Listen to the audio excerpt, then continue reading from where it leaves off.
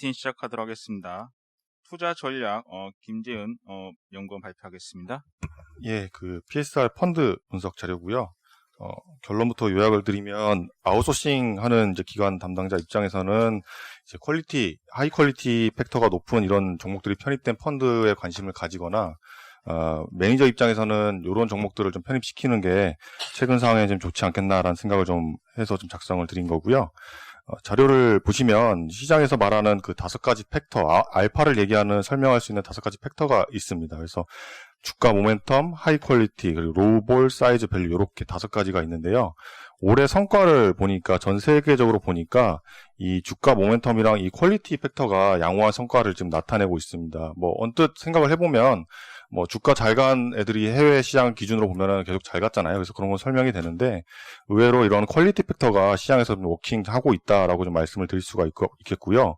이런 퀄리티 팩터는 사실 이제 경기가 침체되거나 아니면 주가의 변동성이 높은 시기에 양호한 이제 패턴을 이제 보입니다. 미국 기준으로 보면은 뭐 애플이나 페이스북, 마이크로소프트 이런 기술주들을 비롯해서 코카콜라, 나이키 뭐 이런 것들도 이제 포함이 되는데요. 전반적으로는 계속해서 좀 이 퀄리티 팩터가 향후에도 좀 워킹할 수 있다라고 생각을 하고 있고요. 이번 S&P 500의 2분기 어닝 시즌을 보면은 기업들이 현금을 다수 이제 보유하려는 욕구들을 좀 확인이 되거든요. 이 2분기 같은 경우에는 잉여 현금 흐름이 크게 좀 개선이 되었는데 보면은 이제 캐펙스를 크게 줄여가지고 현금을 좀 확보하려 하고 있어요. 그래서 이런 것들을 생각해보면 기업들도 이런 수익성이나 현금성을 되게 좀 관심 있어 한다라고 좀 말씀을 드릴 수가 있겠고요. 국내에서도 이 퀄리티에 대한 이 주가 설명력이 계속해서 높아지고 있습니다. 그래서 국내에도 ETF가 이런 것들이 있거든요. 그래서 R이랑 뭐 KS 퀄리티, 뭐 킨덱스 스마트 퀄리티, 그리고 코덱스 MSCI 퀄리티 이런 ETF들이 있는데 보시면 연초 대비 성과가 시장 대비 다 양호한 것을 좀 보실 수가 있겠습니다. 그래서 국내에서도 지금 워킹하고 있고 일반적으로 보면은 우리나라에서 이런 종목들이 LG 생활건강 그리고 뭐 셀트리온, NC소프트 같은 성장주 외에도 고려현, 현대모비스 이런 이제 가치주들도 좀 편입되어 있어서 최근 상황에는 이제 가치주와 성장주 간에 빠른 순환매가 나타나고 있기 때문에 이러한 퀄리티 팩터를 좀 비중을 높이는 펀드라든지 아니면 종목을 실제로 편입시키는 이런 전략들이 좀 유효할 수 있겠다라고 좀 요약을 드릴 수가 있겠습니다. 예, 이상입니다. 퀄리티 팩터는 어떤 기준으로 이걸 산정하는 거예요? 그 자료를 좀 보여드릴게요. 14페이지에 보시면 사실 그 ETF마다 운용사마다 꼽고 있는 기준들이 좀 다른데요. 제가 그 굵은 글씨로 좀 쳐놨는데요. 일반적으로 이제 수익성 지표 그리고 안정성 지표 그리고 효율성 지표 이런 것들을 좀 대표적으로 많이 사용하고 있고요. 저희도 저희 나름대로 따로 좀 지표를 가지고 있습니다. 그래서 수익성 지표와 그 발생액이라고 하는 그 영업 현금에서 순이익을 뺀 부분 그런 것들을 좀 가지고서 저희는 퀄리티 팩터라고 좀 말을 하고 있고요. 앞서 말씀드렸다시피 뭐 CJ제당, 뭐 LG 생활건강 이런 이제 성장주도 비롯해서 뭐 기아차, 뭐 현대모비스 이런 이제 가치주들도 이런 기준으로 보면은 퀄리티가 높은 종목이라고 말씀드릴 수가 있겠습니다. 여기 국내 아리랑하고 킨덱스, 코덱스의 퀄리티 이 펀드들이 운용하는 방식이 다 비슷한가요? 기준이나 이런 게? 예, 뽑는 기준들은 보시면 그 수익성 지표들을 이제 두루 다 쓰고 있고 대신에 이제 종목을 구성할 때는 좀 차이들이 있습니다. 그래서 벤치마크, 그러니까 코스피 200이나 코스피를 이제 트래킹 에러가 적게 하기 위해서 시가총액을 좀 많이 감안한다든지 아니면은 MSCI 퀄리티 지수 같은 경우는 순수하게 지금 팩터를 가중으로 좀 운영하는 면이 있고요. 그래서 ETF마다 조금씩은 차이가 있는데요. 순수하게 이제 퀄리티에 좀 집중해서 좀 투자하고 싶으신 분은 ETF 기준으로는 이 MSCI 인덱스를 추종하는 ETF가 좀 낫다고 좀 판단을 하고 있습니다. 예, 산업기업 분석으로 넘어가겠습니다. 외부 일정 관계로 기업 발표 순서를 좀 바꾸도록 하겠습니다. 강원랜드 이화정 연구원 발표하겠습니다. 네, 강원랜드 어제 2분기 실적 나왔습니다. 저희 주요 매출원인 일반 영업장이 2분기 전체 영업일 휴장했기 때문에 매출은 90% 감소한 349억 원 나왔고요. 영업 적자 나왔습니다. 2분기 중에 저희가 규제 완화 그리고 영업 재개 관련된 뉴스가 있기는 있었는데 지금 아직 효과는 그저 그렇습니다. 이유는 일단 5월 19일에 저희 카지노 영업 시간이랑 일반 테이블 일반 영업장 테이블 수가 확대됐지만 이게 실질적으로는 일반 영업장 테이블 영업이 재개가 돼야 그 효과가 나오는데 아직은 일반 영업장에서 테이블 게임 영업은 안 되고 있고요. 그리고 지금 현재 재개장한 것도 저 입장객 수를 지난해 일평균 방문객 10% 미만으로 제한해놓고 이게 머신 게임만 열어놓은 상태입니다. 그러니까 이렇기 때문에 일단은 저희가 턴어라운드를 하려면 일반 영업장의 테이블 게임 영업이 재개돼야 되고요. 사실 이 부분은 저희 코로나 방역 관련돼서 뭔가 저희뿐만, 카지노뿐만이 아니라 그 이외에 프로야구나 스포츠 쪽 풀리는 것도 같이 보실만 합니다. 지금 상황 보면 프로야구가 7월 26일에는 관람석에 10%만 열었다가 어제부로 30%까지 열었는데 이런 식으로 단계적으로 열고 있거든요. 아마 연내로는 일반 영업장 테이블 게임도 재개되겠지만 이 부분 좀 시간은 걸릴 거라고 보고 있습니다. 다만 저희가 딱 시간이 걸린 이후에 게임 테이블이 열리면은 그때는 실적 주가 둘 다 턴어라운드 할 수 있을 것으로 보아서 기다림이 의미 있는 구간으로 보고 있습니다. 이상입니다. 그 재개장 이후에 그 입장객 수나 뭐 이런 대기줄 수 뭐 이런 거 좀 파악하신 거 있나요? 네, 지금 입장객은 사실 750명 들어오는 걸 좀 못 채우고 있고요. 이유는 지금 아까 말씀드렸다시피 저희가 보통은 카지노 가시는 분들이 게임 테이블에서 그 딜러랑 같이 테이블 게임 하려고 가는 건데 지금 슬롯 머신밖에 열려있지 않기 때문에 생각보다는 그 수요가 저조한 것으로 보입니다. 일단 당장 테이블이 열리는 게 먼저로 판단됩니다. 일각에서는 이 코로나 때문에 이게 좀 카지노에서 빠져나온 사람들이 인터넷 도박을 많이 하게 되면서 이제 굳이 카지노를 가지 않아도 된다는 쪽에 좀 확산이 되면서 예전보다는 입장객 수 못할 것 같다는 생각을 하시는 분도 계시더라고요. 근데 그럼 미국 카지노 보시면은 미국에서는 지금 이미 저희 게임 테이블 열었거든요. 거기도 오히려 인터넷 도박 많이 했었는데 실제 수요 보시면은 전혀 줄어들지 않은 거 보실 수 있습니다. 그래서 이 부분은 아마 인터넷 도박이랑 약간 다른 의미로 갈 것 같고 지금 슬롯 머신만 열려 있는 게 인터넷 도박이랑 유사해서 좀 수요가 덜 나온다라고 판단하고 있습니다. 예, 다음은 화장품 산업 그리고 해외 주식 시세이도까지 조미진 연구원 발표하겠습니다. 네, 먼저 제1지당부터 발표하겠습니다. 제1지당 투자의견 바이 그리고 업종 내 탑픽 관점 유지하고 그리고 실적 추정치 상향에 따라 목표 주가는 기존 50만 원에서 60만 원으로 상향하겠습니다. 어제 장 초반 주가 하락은 시환스 증설 관련 기사 오보에 의했던 것이고요. 네, 정정 기사 발표되면서 이제 오후부터 하락폭 주기 시작했습니다. 그리고 어제 장 끝나기 직전에 이제 실적 발표를 했는데 이 실적이 이제 영업이익이 컨센서스 대비 50% 가까이 상회하는 정말 어닝 서프라이즈 시현했고요. 그러면서 이제 주가가 3% 상승하면서 마무리됐습니다. 2분기는 이제 전 사업부에서 실적 개선이 두드러졌고요. 체력이 우선 달라졌습니다. 그래서 이제 향후에도 실적 우상향 흐름 이루어질 것으로 예상하고요. 그리고 연말로 갈수록 시현스 시너지도 부각되면서 밸류에이션 리레이팅 될 수 있을 거라 예상됩니다. 계속 좋게 보고 있고요. 네, 화장품 산업 말씀드리겠습니다. 어제 이제 중국 대표 소비재 업체들의 주가가 이제 대표주들 중심으로 이제 상승세를 보였는데요. 화장품 업종 내에서는 LG생활 건강 중심으로 이제 브랜드 업체 중심의 주가 상승이 눈에 띄게 좀 나타났습니다. 이유 여러 가지 있겠는데, 크게 이제 소외되었던 업체들에 대한 순환매 성격이 있었다라고 좀 보고 있고요.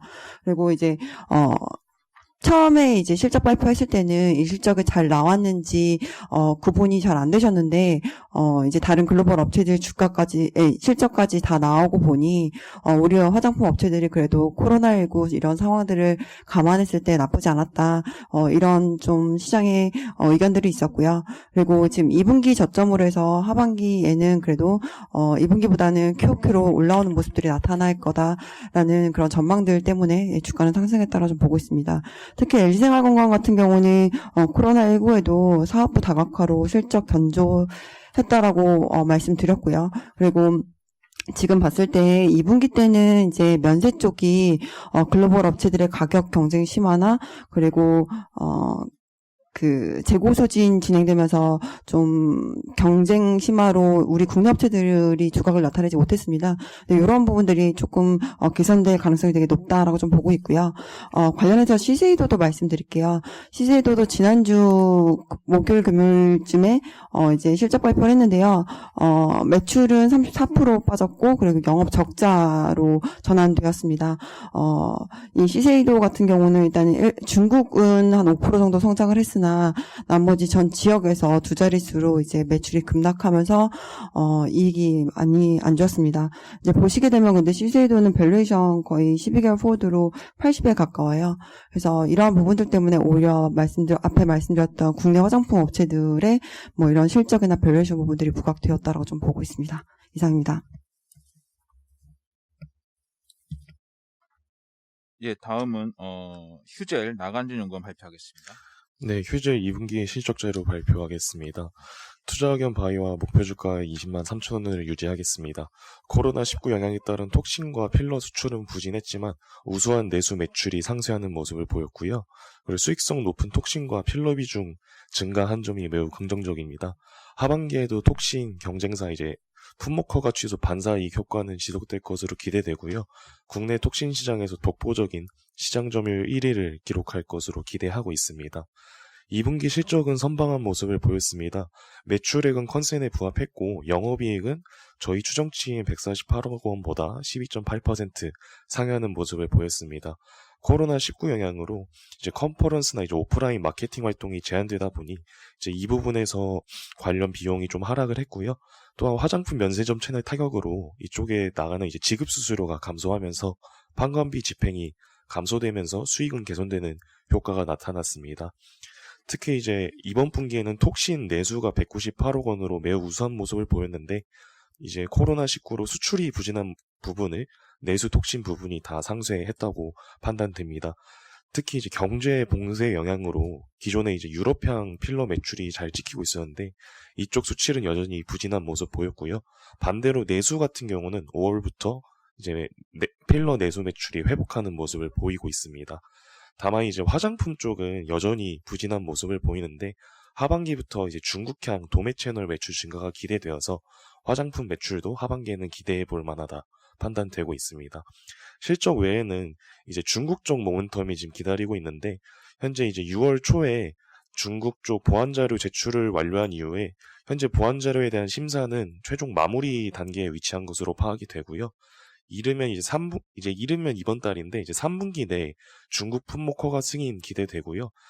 초도 물량은 다음 분기 4분기부터 출시될 것으로 기대되어서 현재 매수할 타이밍이라는 판단이 됩니다. 이상입니다.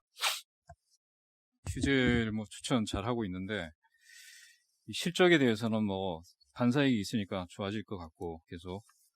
근데 중국 품목가 이거는 항상 느낌이 한두 분기 이후에 될 것 같다는 느낌을 한 1년 이상 끌고 온 것 같은데 이번에 진짜 될 수 있는지 이게 시장의 기대감이 좀 남아있는지 좀 말씀해 주시죠.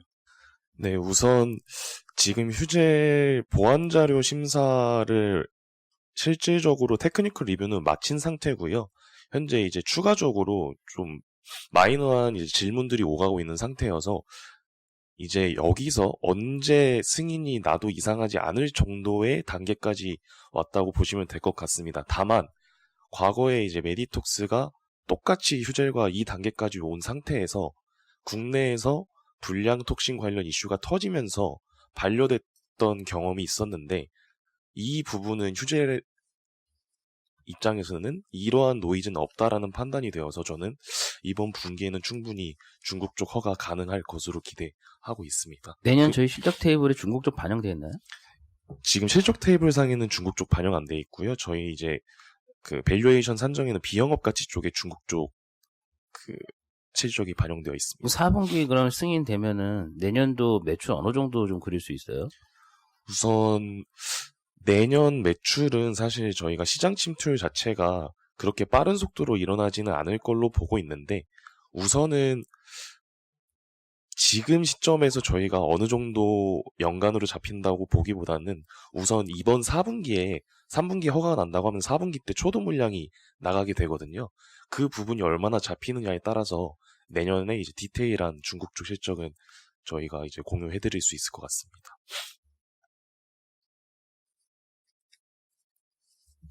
예, 다음은 네오이즈 게임빌 컴투스 안재민 연구원 발표하겠습니다. 네, 네오이즈 먼저 말씀드리겠습니다. 저희 목표 주가 4만원으로 상향하고요. 웹보드 게임 지난주에 NHN 때도 말씀드렸지만, 상반기 때 코로나 영향으로 상당히 좀 효과를 받고, 거기에다가 이제 규제 완화 영향으로 실적 서프라이즈를 기록을 했습니다. 저희가 이제, 원래 2분기가 비수기이거든요. 게임이 이제 웹보드 게임이 특히나 비수기인 시즌인데 이 정도의 실적을 기록을 했다라는 거는 저희는 상당히 좀 긍정적이다라고 판단하고 있고요.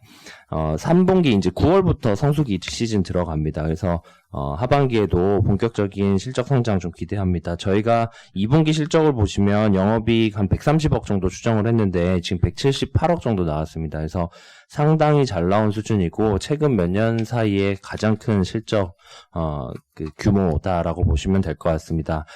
웹보드 쪽 말고도 하반기에 이제 잔잔한 게임들이 조금 있거든요. 드루아 던전이라든지 킹덤 오브 히어로즈, 로스트 아크, 블레스 언리시드, 스컬 등등 해서 매출을 조금이라도 기여할 수 있는 게임들이 더 있어서 저희 주가 작년부터 해서 저희 중소형주 중에서 가장 좀 추천드리는 종목 중에 하나인데 여전히 저희는 좋게 보고 있다라고 말씀드리겠습니다. 컴투스도 말씀드리면 컴투스는 일단 서머너 주어가 매출이 지금 견조하게 유지가 되고 있습니다. 1분기 때 서머너 주어 마케팅을 좀 안 해서 쇼크가 났었는데 오히려 반대로 2분기 때는 사상 최대 매출 기록을 하면서 IP 파워 자체는 좀 유지가 되고 있다라고 판단하고 있습니다. 하반기에 서머너 주어 100년 전쟁이 원래는 출시를 좀 기대를 했었는데 어제 이것 때문에 주가는 좀 빠졌는데 2월 정도로 이제 출시가 일정이 미뤄졌어요. 그래서 그럼에도 불구하고 여전히 모멘텀 남아 있기 때문에 저희는 긍정적으로 판단하고 있는 상황입니다. 서머너즈워 100년 전쟁이 2월, 서머너즈워 크로니클이 2분기 이렇게 될 예정입니다. 게임빌은 이제 지난 5월 달로부터 해서요. 사업지주 회사로 전환을 했습니다. 그래서 이 회사가 계속 이제 적자를 내고 있던 기업인데 컴투스의 지분법 이익을 매출과 영업이익으로 잡는 사업지주 회사로 전환을 했고요. 일단 적자는 해소가 되긴 했습니다. 근데 이제 적자가 해소가 됐는데 그럼에도 불구하고 여전히 그 본업 가치에 대해서는 이제 성장이나 이런 것들이 지금 없어서 저희는 홀드 의견 유지하도록 하겠습니다. 이상입니다. 게임주 전체적인 투자 판단을 좀 해주시죠. 탑픽 등. 여전히 NC소프트 저희 이제 탑픽으로 추천드리고요. 중형주 중에서는 말씀드렸던 네오이즈랑 컴투스 이렇게 이제 추천드리고 있습니다. 신작 결국은 이제 게임주는 이제 코로나 영향보다는 이제 뭐 네오이즈 같은 경우에는 코로나 영향이 일부 있긴 했지만 신작에 대한 기대감이 더 중요하다라고 저희는 판단하고 있고요. 그 하반기에 이제 신작 있는 업체들 중심으로 접근하자라는 부분들이고 NC소프트가 연말 정도에 불소2 그다음에 네오이즈도 이제 자잘한 신작들 그다음에 컴투스도 아까 말씀드렸던 서머너즈워 시리즈들이 있어서 저희는 이렇게 좀 추천드리도록 하겠습니다. 예, 다음은 은행산업 조보람 연구원 발표하겠습니다. 네, 저희 은행 섹터 투자 의견 기존 보수적 관점 유지하고요. 탑픽은 KB금융지주, 하나금융지주 유지하고 있습니다. 이유는 안정적 펀더멘털 및 친화적 주주환원 정책에 초점을 저희 맞추고 있습니다. 실적이 2분기에 양호했던 거에 비해서 상승 동력이 좀 부족한 상태에서 혼조세를 보이던 중 최근에 성장주들의 조정으로 가치주 및 이 저평가주들이 부각받으면서 은행 주가가 한 2, 3일 오르는 중입니다. 또한 미국 국채금리가 최근 반등을 했는데요. 10년물이 이런 이유 때문에 사실 미국 은행이 오른 부분도 국내 은행 주가 강세 원인으로 파악하고 있습니다. 근데 이런 부분들을 저희가 종합해서 시사하는 바를 좀 들여다보면 기대치 상회하는 코로나 여파에도 불구하고 기대치 상회하는 실적을 발표했다. 이런 부분보다는 일단은 외부적인 변수 유동성, 순환매, 뭐 미국 시장 이런 부분이 주가의 변동성을 야기한다. 그렇지만 추세적으로 저희가 은행 섹터의 주가와 밸류에이션의 변곡점을 보기 위해서는 일단 두 가지가 필요합니다. 금리의 추세적 하락 마무리 시점에 대한 확신이 필요하고요. 두 번째는 이 경기 침체 때문에 늘어날 수 있는 추가 대손 충당금 이 부분에 있어서 더 적립을 해야 될지 아닌지 이 부분을 좀 파악하고자 하는 니즈가 남아있기 때문에 그런 호실적이 나왔음에도 불구하고 당장 주가가 그렇게 움직이지 않았던 것으로 저희는 보고 있습니다. 그래서 이 과도한 저평가로 인해 일정 부분 밸류에이션 키 맞추기는 가능하지만 밸류에이션 정상화는 아직은 시기상조라고 판단하는 게 저희의 결론입니다. 오늘 저희 리포트는 2분기 은행 실적으로 작성해본 펀더멘털 성적표인데요. 지난 분기랑 차이점은 상위권 은행들 간의 이 지각 변동이 발생했어요. 그래서 지난 분기 KB가 차지했던 탑티어 포지션을 이번 분기에는 하나금융이 탈환했습니다. 그 부분이 이제 유일한 디퍼런스였고요. 예상치 상회했던 실적이 어느 부분인지를 잠깐 짚어볼게요. 이자 이익이 아닌 비이자 이익이었는데 저희가 은행을 다 통틀어서 종합을 해보니 이 서프라이즈 및 그 개선세가 나왔던 부분, 비은행 계열사들의 힘, 그 세부 브레이크다운을 보니 유가증권 매매와 평가이익, 증권 수탁 수수료, 그리고 신용카드 수수료 개선 등이 주 요인이었습니다. 이 요인들의 성격을 미루어 봤을 때 연속성이나 지속성에 대해서는 확신이 부족한 상태입니다. 즉, 다음번 분기에도 긍정적 실적이 나올 수는 있지만 2분기에 저희가 봤었던 이런 아주 가파른 개선폭은 지속 가능할지 이런 부분은 저희는 의문이라고 판단하고 있습니다. 그래서 여전히 기존 보수적인 관점 유지합니다. 이상입니다. 여기서 언급하신 그 금리 추세적 하락에서 이 금리가 기준금리가 아니라 지금 시장 실질금리 말씀하신 건가요? 기준금리 및 시장 실질금리 둘 다 말씀드립니다. 최근에 그 채권 쪽 뷰 들어보면은 뭐 좀 솔직히 이제 금리 더 이상 빠지기 좀 힘든 것 같다. 당분간은 뭐 좀 지금 금리가 좀 바닥인 것 같다는 콜들이 많던데 뭐 그렇게 된다고 하면 추세적인 하락은 좀 마무리되는 거 아닌가 이런 좀 느낌 좀 있는데 그 부분에 대해서는 어떻게 보세요? 아직 그 부분에 대해서 정확하게 판단하기에는 저희가 매크로 지표랑 이 경제 침체 악화되는 부분을 미국과 한국 조금 더 지켜봐야 된다고 생각하고요. 미국 국채금리가 조금 픽업을 했는데 한국 국채금리를 보니 별로 그렇게 큰 변동성은 없었어요. 그래서 아직 오르는 거, 방금 말씀하신 그 추세적 하락이 어느 정도 마무리될지 이런 부분에 있어서는 조금 더 지켜봐야 된다고 생각하는 게 저희의 뷰입니다. 예, 다음은 2차 전지 산업 고종우 연구원 발표하겠습니다. 네, 그 유럽의 2차 전지 기업 중에 그 노스볼트라는 이제 스웨덴 회사가 있는데 이 회사가 좀 눈에 띄는 상황입니다. 이유는 생산 능력, 양상 능력 검증이 되지 않았는데 글로벌 은행으로부터 자금 조달을 이제 투자 유치를 받고 그다음에 폭스바겐과 함께 배터리 공장을 같이 올리고 있고요. 그다음에 이제 BMW한테서 이제 3조 원 규모 수주를 확보하고 있는 상황이기 때문에 저희 좀 말씀드리려고 합니다. 자금 조달 관련해서는 지난 7월에 한국수출입은행이 포함된 글로벌 뱅킹 컨소시엄 통해서 한화로 2조 원 규모를 이제 조달을 했습니다. 또한 지금 폭스바겐과 이제 같이 해서 2024년 가동 목표로 20기가 규모 설비를 독일에서 지금 구축할 예정이고요. 그리고 현재 스웨덴에서 총 40기가 규모의 배터리 공장 올리고 있는데 일단 노스볼트사의 계획은 21년 내년에 1단계 투자가 완료될 것이고 이게 이제 8기가 규모가 이제 구축될 것이라고 이제 언급하고 있습니다.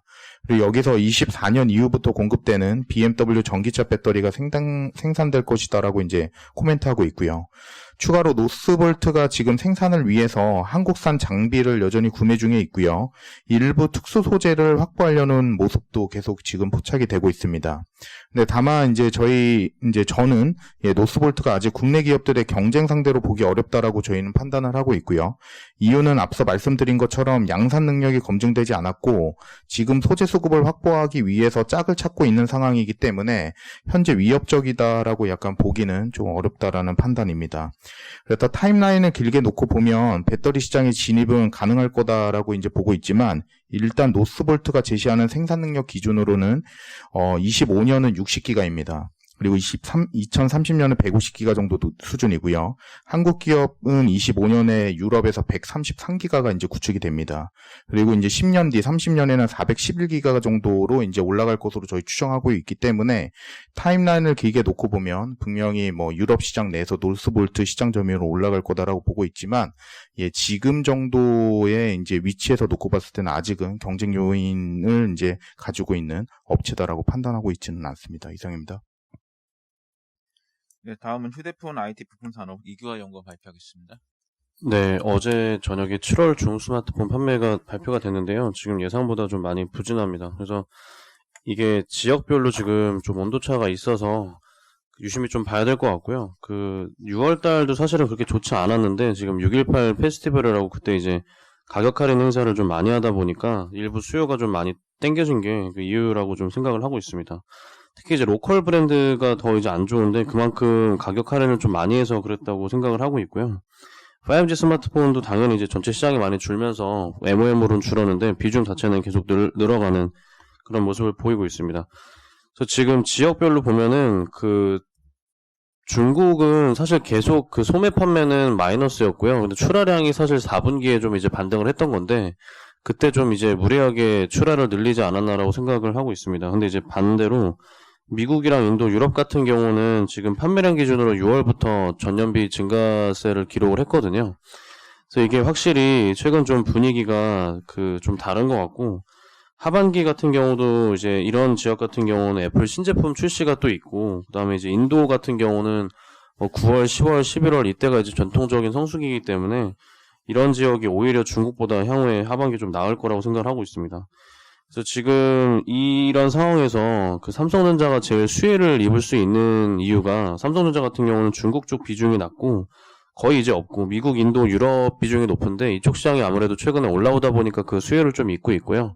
최근에 삼성전자나 부품 업체 쪽에 체크를 좀 해봐도 판매가 되게 잘 되고 있다고 지금 확인을 하고 있고 갤럭시 노트 20 출시된 지 얼마 안 됐지만 사실 되게 안 될 거라고 좀 생각을 했었는데 의외로 생각보다는 좀 그나마 좀 낫다 좀 이렇게 지금 판단을 하고 있습니다. 그래서 이런 것들 감안하면은 하반기에는 삼성전자는 계속 이제 신모델 사이클이 있으면서 애플 같은 경우도 이제 하반기에 신모델이 있기 때문에 삼성전자랑 애플이 좀 하반기에 좋을 것 같고 화웨이를 포함한 중화권 업체들은 좀 안 좋지 않을까 그렇게 생각을 하고 있습니다. 그래서 국내 관련 업체는 삼성전기랑 KH바텍, MC넥스 같은 업체들을 말씀드리고 있습니다.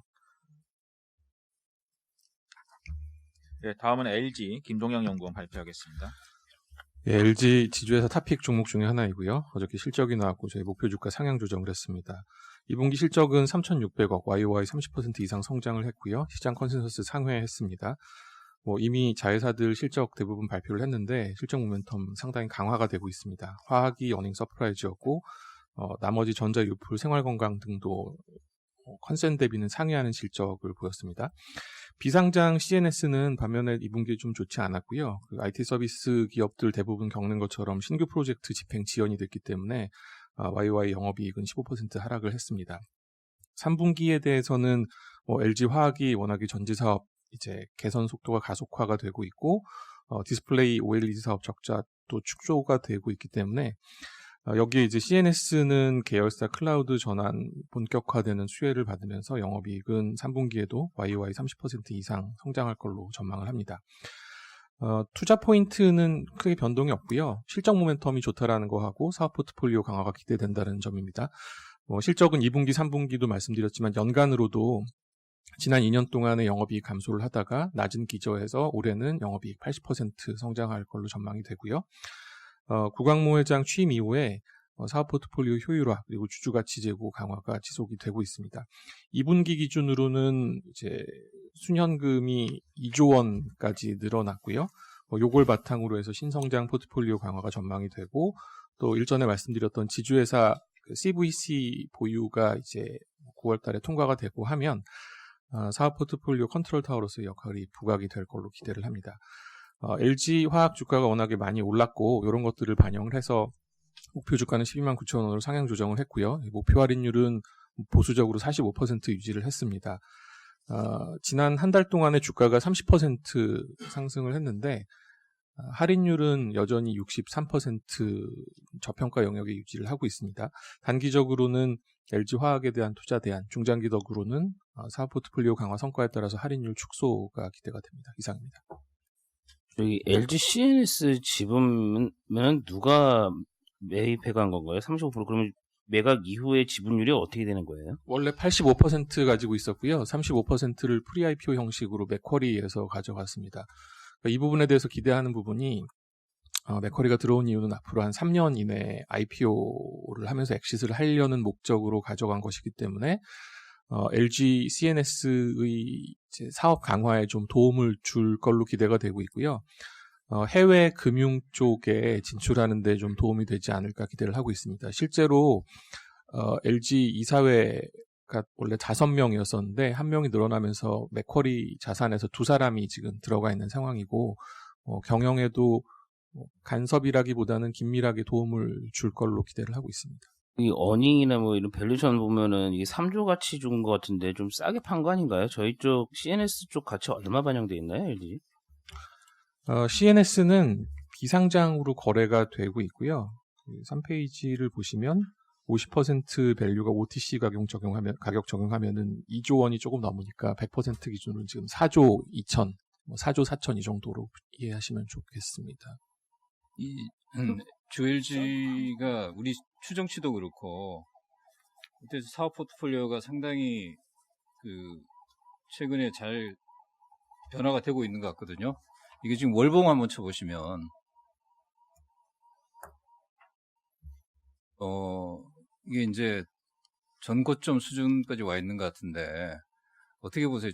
조금 덜 길게 보면은 상당히 좀 이 주가 스트롱하게 움직일 가능성 어떻게 보세요? 긍정적으로 보고요.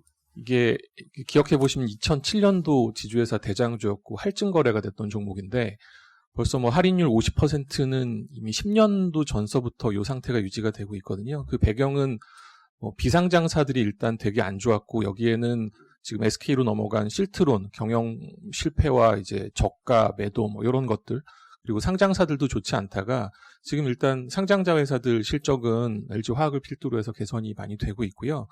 또 한 가지는 여기가 이제 좋게 얘기하면 안정적인 사업 포트폴리오, 나쁘게 얘기하면 전혀 아무것도 하지 않는 듯한 그런 포트폴리오 관리였는데 고강모 회장 취임 이후 이제 2년이 됐고 사업 포트폴리오 성과에 대해서 상당히 고민을 하고 있습니다. 마침 또 이제 손에 돈도 쥐어졌고 해서 하반기 이후에는 SK까지는 아니어도 M&A를 통한 사업 포트폴리오 강화가 기대가 되고요. 여기에 이제 CVC까지 허용이 되면 이미 미국에서는 테크놀로지 벤처스라는 CVC를 여기 규제를 안 받기 때문에 운영을 하고 있는데요. 국내에서도 아마 이런 형식으로 해서 대규모 M&A가 부담스럽다면은 소형 지분 투자부터 시작하는 포트폴리오 강화가 이제 분명히 시작될 거라고 보고 있습니다.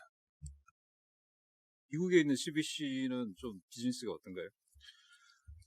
여기 이제 지주회사 규제가 국내에 대해서만 봤기 때문에 LG 그다음에 전자, CNS 이런 계열사들이 객출을 해서 실리콘밸리에 이제 CVC를 만들어 놨고요.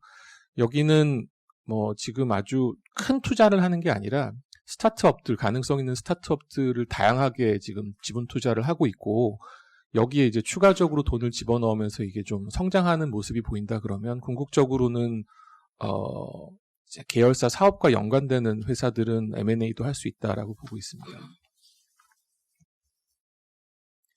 예, 다음은 노바렉스 백준기 연구원 발표하겠습니다. 네, 노바렉스 실적 말씀드리겠습니다. 일단 그 매출액, 2분기 매출액이랑 영업이익이 전년 동기 대비 거의 50% 이상 성장을 했기 때문에 상당히 실적 잘 나왔다라고 말씀을 드릴 수 있겠고요. 일단은 저희 건강기능식품 내에서는 브랜드랑 OEM, ODM 두 개를 나눈다면 저희는 OEM, ODM을 이제 많이 선호하고 있고요. 그 OEM, ODM 안에서도 노바렉스를 특히 더 선호를 합니다. 이제 이거는 좀 시장 상황을 좀 말씀드리면 건기식 요즘 굉장히 좋은 상황이고, 근데 굉장히 좋은 상황이다 보니까 많은 브랜드 업체들이 들어왔어요. 그러니까 브랜드 업체라고 하면 브랜드는 있고 제품은 OEM, ODM한테 받아 쓴다라고 보시면 되는데, 그러다 보니까 브랜드들이 본인들의 색깔을 내기 위해서 개별 인정형 원료를 굉장히 원하는 상황입니다.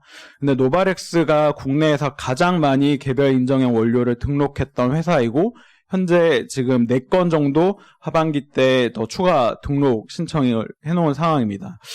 그래서 지금 이렇게 좋은 환경에서는 뭐 브랜드 업체들의 그런 흥행 리스크에 배팅하는 것보다는 OEM, ODM 회사에 배팅하는 거, 특히 개별 인정형이 좋은 노바렉스에 배팅하는 게 좋을 것 같다라고 생각하고 있고, 3분기는 계절적 성수기라서 실적은 더 좋을 것 같아요. 그리고 마지막으로 내년부터 오송 공장에 기존 오창에 있던 2,000억 캐파하고 똑같은 캐파가 증설이 됩니다. 그러면 7월부터 증설 물량이 돌아갈 거고, 제가 추정하는 가동률은 내년도 50%, 그러니까 하반기니까 50%에서 50%죠. 그렇게 이제 추정을 하고 있고요.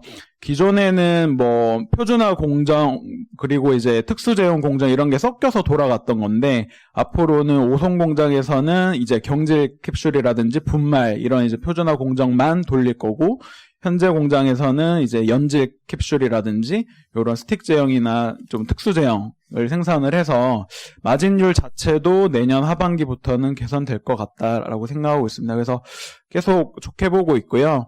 4분기 때 이제 계절적 비수기라서 약간 우려하시는 분도 있긴 한데, 일단 내년도 캐파가 있으니까 저는 계속 추천할 예정입니다. 이상입니다.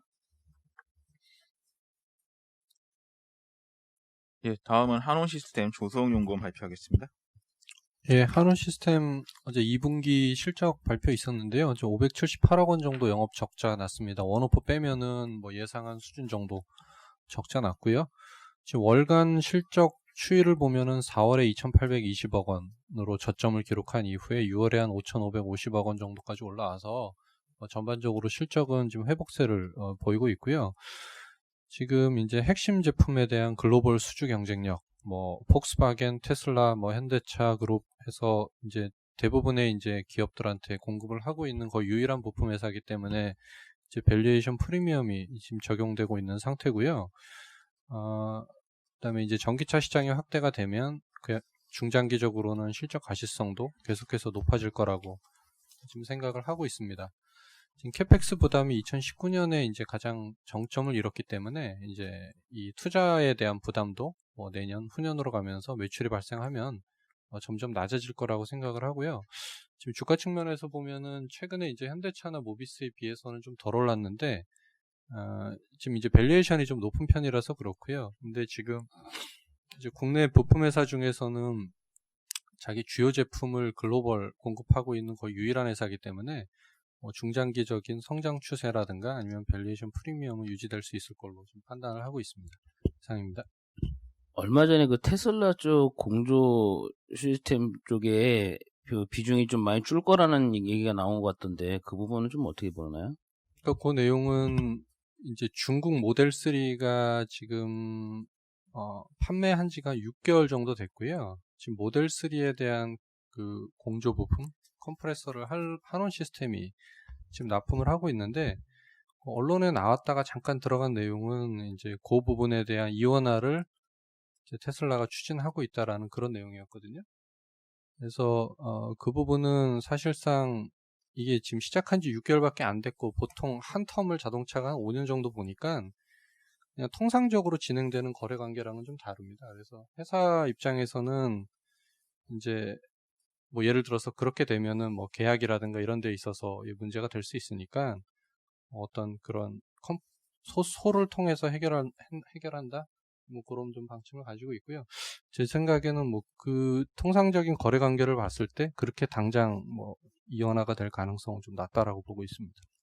우리가 그 자동차를 잘 밀고 있는데 우리가 주로 탑픽은 전장업체들이잖아요. 근데 주가는 완성차들이 훨씬 더 잘 가는 것 같은데 이건 좀 어떻게 봐야 되나요? 지금 일단 장기적으로 매출이 제일 좋아질 회사들은 뭐 말씀드린 모비스라든가 뭐 그런 전장 쪽 회사들이고요. 지금 밸류에이션이 가장 싼 거는 현대차가 가장 쌌습니다. PBR 기준으로 보면은 현대차가 가장 싸고요. 뭐 최근에 보면은 어제 보니까는 현대기아 모비스가 수급 주체가 다 다른데 지금 현대차는 개인 위주로 매수를 하고 있고 외국인은 기아차를 사고 있고 기관은 모비스를 사고 있는데 지금은 개인이 가장 강한 수급인 것 같아요. 그래서 뭐 그런 부분도 좀 있는 것 같고요. 그래서 뭐 전반적으로는 그냥 섹터 자체가 좀 돌아서는 그림이다라는 쪽으로 이해를 하시면 될 것 같습니다. 예, 다음은 MM에는 빠져 있는데요. 신재생 에너지 산업 전현승연구원 발표하겠습니다. 네, 어제 글로벌 1등 풍력 터빈 기업인 베스타스가 실적 발표를 했고요. 실적 발표하면서 매출이 67% 전년 대비 증가하고 이익도 일회성을 제외하면 전년 대비 비슷한 정도의 수익성이 나와서 실적 서프라이즈가 나왔다라고 판단하고 있습니다. 실적 발표 후에 주가가 10% 정도 추가로 좀 상승했고요. 두 가지 의미가 있었습니다. 첫 번째로는 가이던스를 제공 중단하다가 다시 재차 가이던스를 주기 시작했다라는 부분이었고요. 그런데 그 가이던스가 연초에 줬던 가이던스와 동일한 수준이었습니다. 코로나 영향에도 불구하고 가이던스가 되게 아주 좋았고요. 그 다음에 2분기 때 일회성 비용을 제외하면 수익성마저도 연초 가이던스와 동일한 상황이라서 생각보다 실적이 그 시장 기대치보다 좀 크게 상회하는 그런 그림입니다. 두 번째로는 수주가 물론 전년도 역기조 효과 때문에 이제 27% 정도 감소한 것처럼 보이지만 일단 1분기 대비 증가했고요. 그 다음에 미국이 좀 감소한 반면 유럽과 중동, 유럽, 그 다음에 뭐 아시아 지역 쪽에서 큰 폭의 좀 성장세가 나타나서 하반기로 가면 갈수록 수주 모멘텀도 더욱더 강화될 것으로 보고 있습니다. 수주 잔고도 역대 최고치를 경신하고 있는 상황이고요. 마지막으로 특이했던 점들은 이제 ASP도 4% 정도 소폭 상승했습니다. 그래서 ASP가 상승했다라는 부분들은 국내 부품 기업으로 하여금 단가 인하 압력도 좀 완화될 수 있지 않을까 이렇게 판단하고 있습니다. 결론적으로 지금 베스타스나 이런 기업들이 지금 PER 밸류에이션이 뭐 40배 정도까지 올라가고 있는 상황이고요.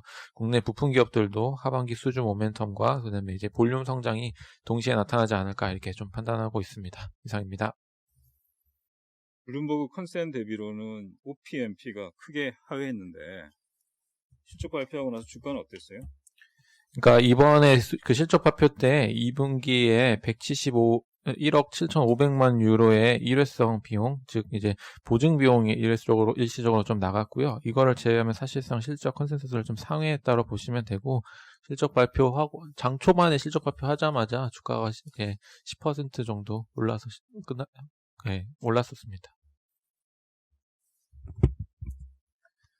네, 준비된 자료 모두 마쳤습니다.